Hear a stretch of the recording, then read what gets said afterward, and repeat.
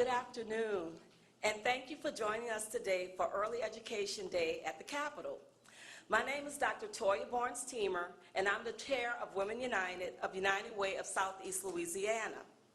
For over 15 years, United Way of Southeast Louisiana has led the charge with partners on key public policy initiatives, including securing historic investments in early care and education and the development of Louisiana's Child Care Center rating system. We're committed to addressing systemic issues that fuel disparities in health, education, and financial stability.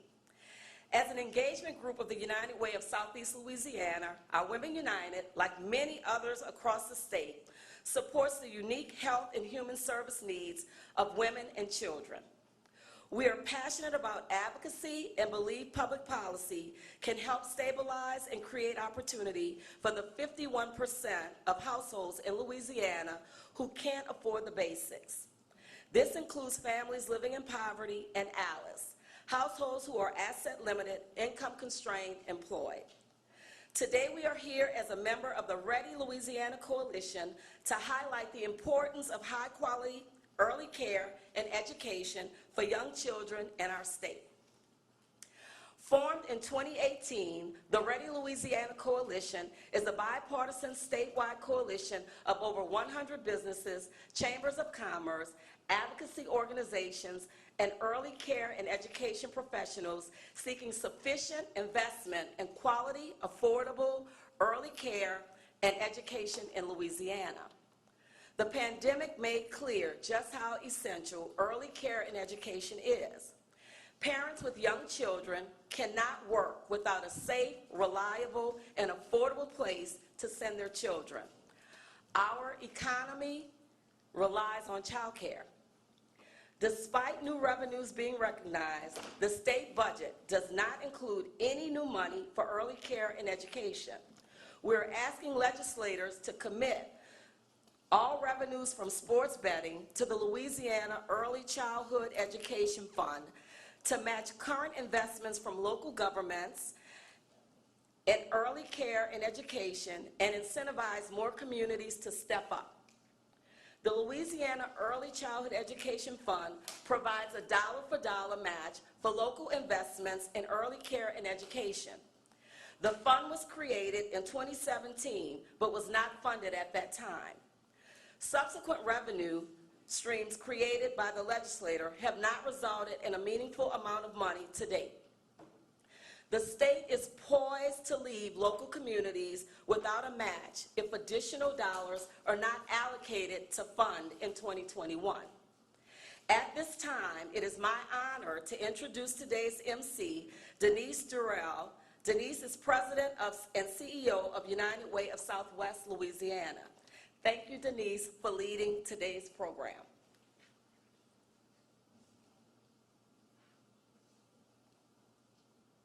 Thank you for that wonderful introduction, and thank you to everyone here who's able to join us at the Capitol. United Way of Southwest Louisiana is committed to ensuring that more young children and family in our region have access to quality early care and education, and we are very grateful to be a part of this event today. I do want to take a moment to thank our sponsors of the Early Education Day 2021, who, without today's support, would not be possible.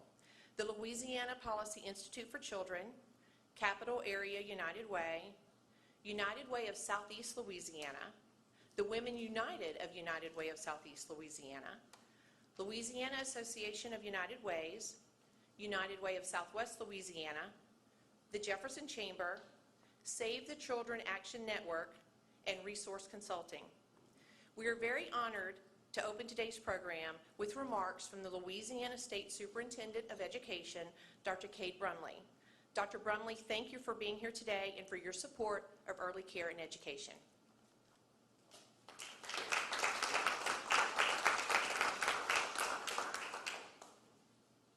Hey, thank you all for having me. I see some friendly faces in the room. Let me just start out by telling a story that I don't think has been told enough over the course of the year. I tell it, but you need to be telling this story as well. At the height of the pandemic, only about 27% of early care facilities across the state were open in operation. Now, we know that is a strain on parents. We know that's a strain on our economy. We know that's a collective strain when those early care centers are not open for our kids ages birth to 4. Throughout the course of the pandemic, early care center providers worked diligently and on very small margins to do their part in this global health pandemic. As of today, and this is the important part that you need to know, as of today, 99% of early care facilities across the state of Louisiana are open, and they deserve a round of applause from all of us. Now my line is consistent. The greatest educational challenge we face as a nation is early childhood education. In the state of Louisiana, we know that only 40% of our students on day one come to us with the necessary skills that they need to be successful in kindergarten. 40% as an average. We know that in some of our most impoverished communities, that number is around 90% of kids who are coming to kindergarten on day one not prepared with the basic skills that they need to be successful. And we have to do better. We have to do better in terms of making sure that we have a seat for every child who wants one in terms of quantity, but we also have to make sure that those seats are of quality. And we will continue to work on both of those themes over the next few years. Unfortunately, as was mentioned, early childhood funding was not a priority in this particular budget. And there's a role for us all to play in making sure that that conversation is elevated and that our state does indeed invest in early childhood education as we move forward, and rightfully so, specifically when we look at the numbers of only about 40% of our kids on day one are already in kindergarten. We know that by the end of 3rd grade, only about 46% of our kids are on mastery level in English language arts. And we have to do better, and we will do better, and I commit alongside you to doing better. One of the ways that I think that we solve the early childhood education dilemma in our state is by a shared contribution through the state and our local communities. We believe that our local communities can drive this improvement for the needs within their own local context. You know, I look across the room and I see leaders from New Orleans, from Jefferson, from Shreveport. These are leaders who have worked alongside business community in their region, alongside school officials, politicians, philanthropy, and they have been able to cultivate an interest in early childhood education, but they've also been able to cultivate a purse of funds to support that work. The state of Louisiana's incentive fund is especially important to be able to match those local dollars. And through a combined effort with state funding and local funding, we really think we can drive early childhood education in our state as it needs to be driven. You know, this is going to take everyone's work. It's going to take, as I said, politicians, legislators, business community leaders, school leaders, families, everyone across the board working together. And I think over the last decade at least, the conversation has shifted. And people are beginning to really appreciate the need for early childhood education, and it has a synergy that hasn't existed before. Unfortunately, we're still seeing that lack of committed investment in that state budget that we all hope to see. Now, we are going to do our part as an agency to help build a bridge to the future. We're going to do our part through some of the federal funding that we have available, through investing in infrastructure to build out early childhood education. We're going to work across the state, looking at places who want to work alongside us to not only improve quality, but improve quantity seats. And without going into a ton of details, that is my commitment to you today. We're going to work to build that bridge. But unfortunately, in a few years, we're going to fall off that bridge unless all of us together within our state work to make sure that we have that investment in ECE that will allow local communities to match that level of state funding. And so it's really an honor for me to be here with you today at Early Childhood Education Day, just because I consistently say this is the greatest educational challenge that we face. And if I can help convince you of that anyway, just please call on me or call on our office, and I'll be happy to have this conversation with you as many times as we need to have it, because this is truly important for our state and for our community. And until we address this issue, I do not think we're going to have the transformation that we want to see in our local communities, in our region, and in our state as a whole. So thank you for the opportunity to speak to me with you today. I will share, I am the early card on the ballot. Everyone is here to see the governor today, I believe. And we do have a hard-working governor. Over the course of the last year, And I'm not sure if it's been the longest or shortest year of my life in COVID time, but I've had the opportunity over the last year to see our governor work. And one of the things I can share with you is that he is a governor that does not stop working. Whether it's Saturday or Sunday or every day of the week, this is a man that continues to work for the state. I can also share that he is a proponent of early childhood education. There's hardly a time in a conversation that I've had with him that he hasn't asked me about early childhood education, or asked me about plans for funding, or asked me about how we'll build this bridge together. So you are all in for a treat as the governor will provide remarks to you today. So at this time, I introduce the governor of the great state of Louisiana, Governor John Bel Edwards.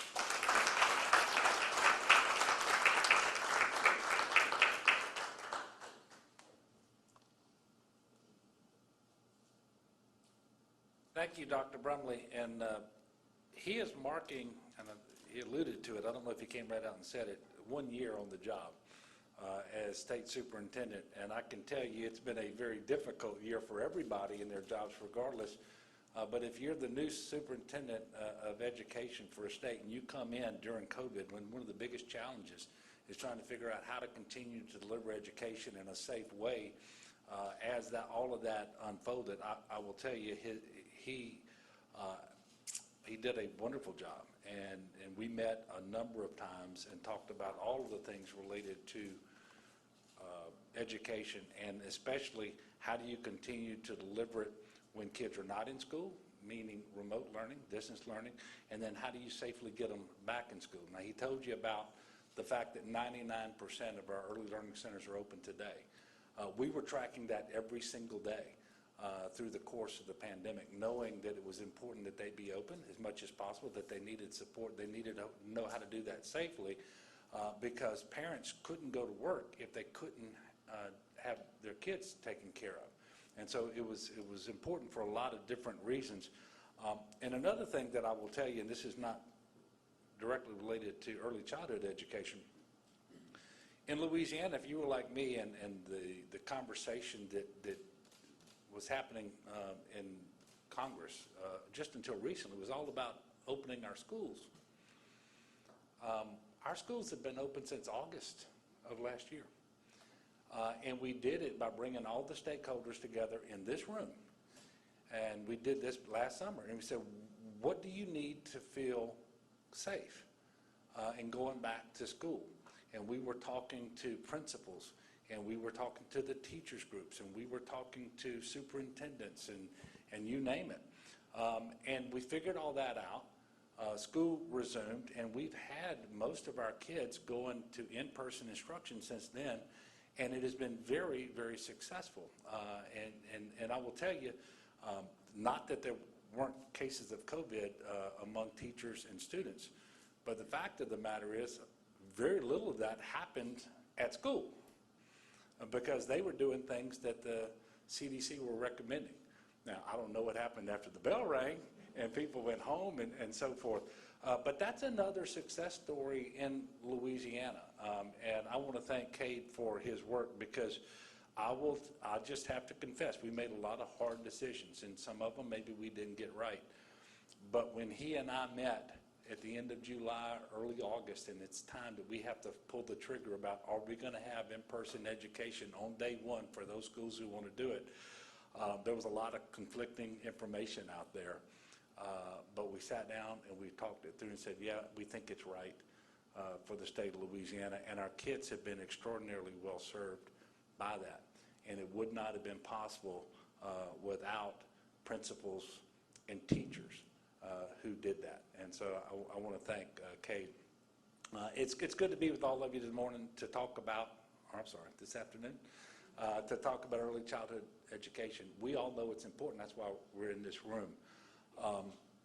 And I know that if you're like me, there's a lot of things that weren't front and center in your lives the way that you would want them to be over the last year.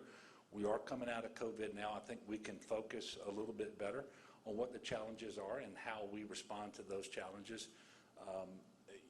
Even in the last several months, we've come a long way. I remember another meeting with Cade. We're preparing the executive budget that we're going to have to submit in January to the legislature. And at that point in time, we had the most people in the hospital that we've ever had. We had the most people dying. It was not clear at all what was going to happen with the American Rescue Plan because the Biden administration wasn't even in office. And so as recently as January, when we were doing that, I mean, we really didn't know. I remember saying, I don't know, Kate, whether we're going to be able to do any increase in the MFP. If so, will it only go to teacher pay? And how much is that amount and all that sort of stuff? And then you flash forward to today, and quite frankly, money isn't the problem. It isn't. And we're doing extraordinarily well. The REC forecast upon which my executive budget was based, we thought it was adopted, it was the lower of the two, and which is fine with me that you take the lower of the two, but the lower of the two was much, much lower than the other one. And then since then, I think the number was $357 million more for next year, and so which is good news. But the challenge was that we, looking at the infrastructure and trying to match the incentive program to fill as many seats as we could, both from a qualitative and a quantitative perspective, is how much can we digest in 1 year based on where we are with the waiting list, the infrastructure that we have in place, how much can we responsibly spend? And quite honestly, I'm very disappointed because we asked the legislature for $6 million more in state general fund investment in early childhood education, and they had $357 million more that they could have drawn from, and it didn't happen. Now, that is not to say that there aren't additional funding opportunities in instruments that the legislature is advancing, because there are. It's in a statutory dedication with respect to sports betting, right? And I feel like that's going to happen, and there will be some additional funding. But quite frankly, we have to do better on the general fund side, and we need to be putting annual new investments as we are able to do it that are digestible within the system, so that you're not putting more money than you can responsibly spend, but you certainly aren't putting less. And so we have some work to do. And it's all the more unfortunate because $17 million of state general fund weren't even included in the budget. I think they were in such a hurry to put it on my desk that they lost track of the funding that was there. So we all have to do better, and I will continue to work with the legislature to make that happen.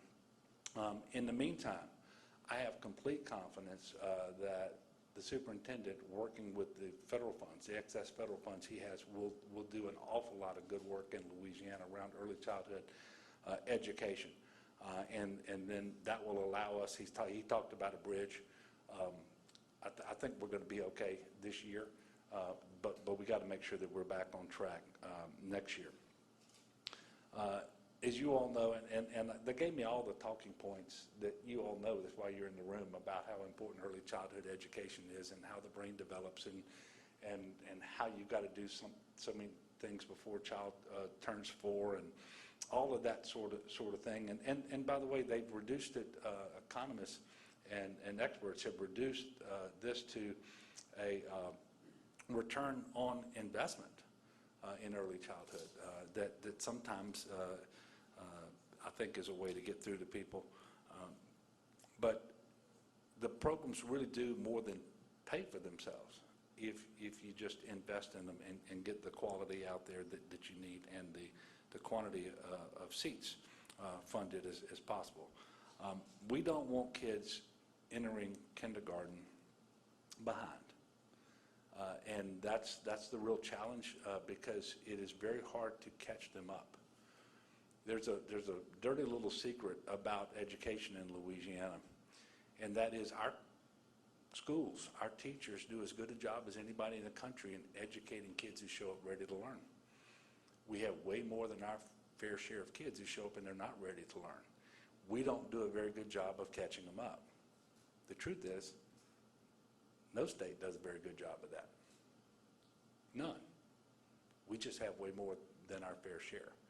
And so to make the kind of improvements that we need to make in Louisiana, it really does start on the front end, making sure that by kindergarten, these kids show up, they're ready to learn, and they have the basic skills and knowledge that they need, which quite frankly, they're not, in too many cases at least, not getting outside of early childhood education. Now, speaking of kindergarten, I am happy that we have a bill out there that is going to make kindergarten mandatory, because most people think of K through 12 education and assume that every kid out there is getting kindergarten, and most do. There are a few thousand each year who don't. And of course, it can be satisfied with public school, private school, parochial school, homeschool. But making sure that more kids are in kindergarten, I think, is important, because if we know where we're at with the 4-year-olds, and that, going back and putting the belts and suspenders on the 5-year-olds, then we finish up with the 4-year-olds and start getting to the 3s and going down. I mean, that's just critically important, which is why we also have to have those additional investments every year. So I am here before you. I'm actually optimistic about the future as it relates to early childhood education. Somewhat disappointed this year because we did ask for what I thought was a very reasonable and modest amount, but we will redouble our efforts, and I know that you all will too, to make sure that we are better poised next year for success on the general fund side. Before I leave you, I do want to say that we're obviously doing better COVID, otherwise we wouldn't be in this room today in these numbers without masks on and so forth, but we're still in a pandemic. Sometimes you see the state of Louisiana ranked in different things, and quite often we're not where we want to be. Well, right now, with respect to vaccinations, that is, again, the case. We have the second fewest people vaccinated in the country. The state with the fewest is Mississippi. It doesn't make sense. We have over 1,500 locations today where people can be vaccinated. And it's easy to find one of those places, and you can go to the LDH website. You can do it by going to vaccines.gov. You enter your zip code, it tells you where you can be vaccinated. If you have questions because you're unsure about the safety, efficacy of the vaccines, or you've heard something and you just want a question from a medical expert, well, go see your doctor. If you don't have that relationship, you can actually call and get connected with healthcare professionals. But also, while you're on the phone, you can schedule an appointment. If you're homebound or you know someone's homebound and they want access to a vaccine, we will bring that out to their homes, and those can be scheduled by calling 855-453-0774. That's also where you get answers to whatever questions that you might have. So we still have some work to do, and it would be great if we could greatly increase the vaccination rates, because we can go down now as young as age 12, right, before school starts again in August. And I just think if we were able to have, especially in contrast to so many other states around the country, a relatively normal school year, but the degree to which we have full normalcy would be determined by things like vaccinations. And so hopefully we can all promote that together. Look, I want to thank Dr. Barnes-Teamer, Denise, all of you all for being here today. And I'm going to excuse myself now so that I can go meet with some legislators. We are trying to wrap up this session, I think, 8 days from now, by 6 p.m. And I think I'm going to be followed by Stephen Wagisbach of Lobby, and he'll know exactly what I'm about to say. My life gets a lot easier and better come 6 p.m. next Thursday. You remember those days, don't you? Yeah. But and by the way, I think the fact that Stephen and I are both here speaking in support of early childhood education and for more investments and more consistent investments, I think it speaks volumes too. as to the range of folks out there, regardless of ideology and so forth, who support early childhood education. And I think that's a testament to what Dr. Brumley was saying, is that unlike years ago, I really believe people genuinely get the importance of this. And so that's one of the reasons why I'm optimistic about the future. And I will, knowing that unless something very strange happens, we're going to have another year next year with considerable funding available to us. I will just come right out and tell you, this isn't happening again next year. It just isn't going to happen. We will be successful in getting a general fund increase in early childhood education, but it won't be $6 million, and it'll be more than that because we got to catch up, right? We'll do that. So, Richard, make sure you write that down. Look, thank y'all very much, and God bless.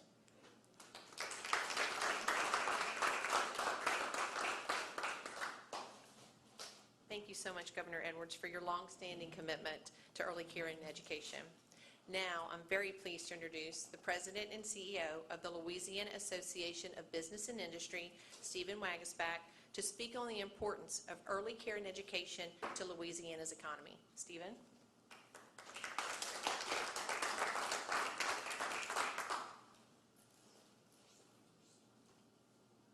Thank you very much. I appreciate the introduction and the invitation to be here today. I think Governor Edwards made several comments which were spot on. And the main one was, in an era of angst and conflict and differences and everyone in their different bunkers and all that stuff, if there's any issue that knows a way to just shoot the gap and be the exception to the rule, it's probably early education. This is not a Republican-Democrat issue. It's not a North or South issue. It's not a rural or urban issue. This impacts every family, every student, every individual in Louisiana. And the question is, why? Why is it the exception to the rule? Why is it so unique? Why is it not a partisan issue when everything else seems to me? Is it these fancy cookies, look like baseballs that you give out? Or is it this fantastic document that Libby put together? The answer is no. The answer is it's the merit. In an era where it's hard to know where the truth is and everything, the merit is crystal clear on this issue. And there's a lot of different ways to look at merit. From a business perspective, we have employers who are worried about productivity. They're worried about, can their employees who are parents come into work and be productive citizens? And many times there are missed days and all because, look, I got 3 kids. Children's a lot of times, they're complicated. The schedules are unpredictable. Early education helps with that. There's a study by Dr. Stephen Barnes from the UL Blanco Policy Center, and he's fantastic on a number of fronts. And paternal absences cost Louisiana businesses over $760 million a year. A stable early education system can help offset some of that. But I want to be crystal clear. That is not where the merit lies on early education. That is a side benefit, if anything else. In our members' mind, that the true benefit is the preparation part that the governor also spoke with. I saw Representative White here earlier. She just left, but she's an artist, and she does a lot of sculpting. And when you do all this sculpting, you put hours and hours of work in, but you start with a lump of clay. And that lump of clay has to have the right mix of moisture and ability and all that stuff. But if you start with a dry, rotted, cracked piece of clay, you can work on it all day long. It's not going to happen. And too often today, we're not putting kids into our system with the skills and the preparation they deserve and they need to go in and flourish in these great programs we've created. In the days since Hurricane Katrina, but even before that, you can go all the way back to Governor Foster and Cecil Picard. You can go back to Governor Blanco and all the way through now up into Superintendent Brumley and Governor Edwards today. Louisiana has been almost on a 25 to 30-year march to improve our educational process. And they put accountability in. They put parental choice in. They put new methods in. We've brought different solutions to families left over and over and over. But the missing gap is that lump of clay. The missing gap is we're not doing what we need to do to prepare those kids so they can go in and flourish in whatever different path they choose on that front. We've done the hard work to provide the options. Now it's just that last piece to get them ready to start with all the capacity they can. You know, I did a podcast with Superintendent Brumley recently. I want to thank him for coming in and doing that. We talked about a host of things, and on this, he made a point. Only 40% of Louisiana kindergartners show up on day one of school with the skills they need. And if you're in a high level of poverty area, that number is 90%. So if you live in a high poverty area in Louisiana, there's a 90% chance that that kid showing up on the day one of school is unprepared to accept all the great opportunities that have, to accept the choices that they're given to make something out of their lives. So that's another piece of the merit for this. The last piece of the merit that's obvious to us, which makes this such an important issue, is if you go around and talk to community college leaders around the state, and you ask them, like, what are some of the programs you're doing, and what are some of the needs you have? And what they'll tell you is, you know, we've got some pretty cool programs.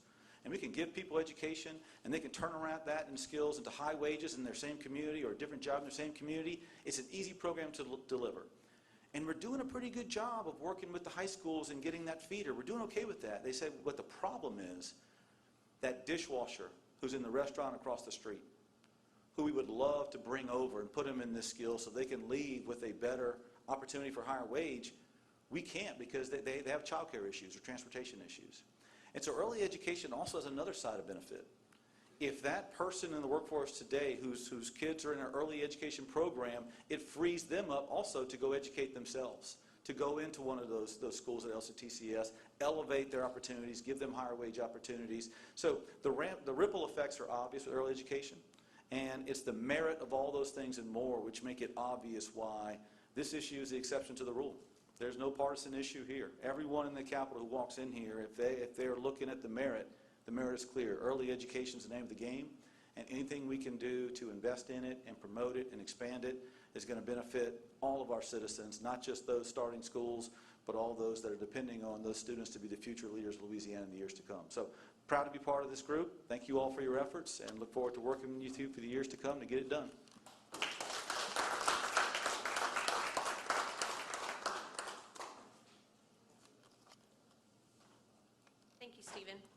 Next, I'd like to introduce Patty Riggleswager, Vice President of Corporate Social Responsibility at Entergy, to share how access to early care and education impacts employers and employees. Patty?